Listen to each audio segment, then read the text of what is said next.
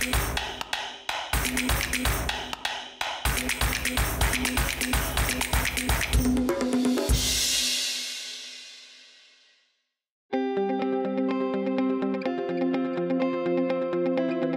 l-oħrajn, ekosistema letterarja b'saħħitha tista' tingħaraf mit-twaqqif u l-iżvilupp ta' għaqdiet mhux governattivi u entitajiet oħra. F'din ir-rokna, it-tim tagħna ltaqa' ma' Glenn Kallejja sabiex jitkixxef aktar dwar HELA, il-Hub for Excellence in the Literary Arts. Fondazzjoni HELA hija organizzazzjoni volontarja li tirrappreżenta l-interessi ta' kittiba, pubblikaturi, tradutturi u l-qarrejja. Jew dak kollu li għandu x'jaqsam mal-wirt letterarju Malti, kemm dak li ġie qabilna kif ukoll ix-xogħol letterarju li qed isir bħalissa. L-għanijiet ewlenin huma li nżidu l-għarfien u l-aċċess għal wirt letterarju Malti u li nirrappreżentaw nagħmlu xogħol ta' advocacy f'dak li jidħol l-interessi tal-stakeholders kollha li jinkludu l-interessi tal-pubblikaturi, l-interessi tal-kittieba fosthom anke il-formazzjoni ta' kittieba ġodda, l-appoġġ ta' kittieba ġodda, eċetera. Jinkludu wkoll l-interessi ta' tradutturi, kemm dawk li qed jiġu formati issa kif ukoll dawk li diġà qed jippratikaw bħala professjonisti fis-settur u nirrappreżentaw ukoll l-interessi tal-qarrejja li mingħajrhom ovvjament is-suq ma jeżistix. Dal-partijiet kollha jiffurmaw l-ekosistema tas-settur tagħna, tas-settur letterarju.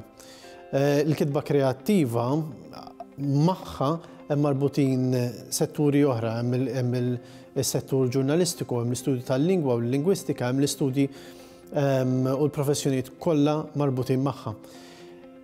Ir-relazzjoni bejniethom hija waħda ta' interdipendenza. Meta sejjer wieħed tajjeb, il-bqija x'aktar sejrin tajjeb, meta sejjer wieħed ħażin, il-bqija sejrin ħażin. U allura kollha kemm huma jiddependu xi ftit jew minn xulxin biex isaħħu lil xulxin, biex iżommu lil xulxin kompetittivi, biex iżommu lil xulxin aġġornati u biex iżommu lil xulxin ħajjin, sħaħ, b'saħħithom.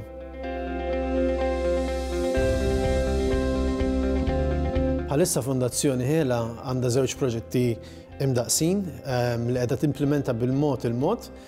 L-ewwel wieħed għandu wiċċ pubbliku pjuttost prominenti dak jismu Raħal il-Letteratura fejn huwa qed nagħmlu dal-proġett pilota fejn qed badna Raħal tar-Rabat u fir-Rabat nidentifikaw imkejjen differenti li huma għalli għandhom xi mod jew ieħor rabta mal-wirt letterarju Malti, mhux biss rabti, u allura qed nippruvaw inqajmu interess, qed inqajmu għarfien dwar dal-punti, dwar ix-xogħol letterarju marbut ma' dawn l-imkejjen u naraw kif permezz ta' prodotti letterarji, ġifieri qed nitkellmu fuq pubblikazzjonijiet regolari, qed nitkellmu fuq mixjiet gwidati marbuta mal-letteratura, eċetera, eċetera.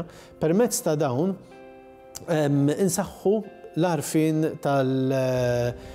tal-prodott letterarju f'ħajjitna fir-Rabat. Nofsni għaraftek, wiċċek mhux ġdid. Ġejt ngħidlek f'widnejk, jien nafek x'imkien. U r-riħ sema u seraq li kliemi, ma nafx għaliex. Għajt ma tafx xirrit.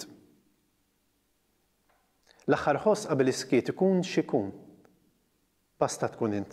Ilna naħdmu għal żmien twil fuq depożitorju aċċessibbli online dwar kittieba u x-xogħlijiet tagħhom, inkluż ix-xogħlijiet ta' traduzzjoni, ġifieri hemmhekk għandna wkoll ix-xogħol tal-pubblikaturi u tradutturi, biex isiru aċċessibbli għal pubbliku internazzjonali.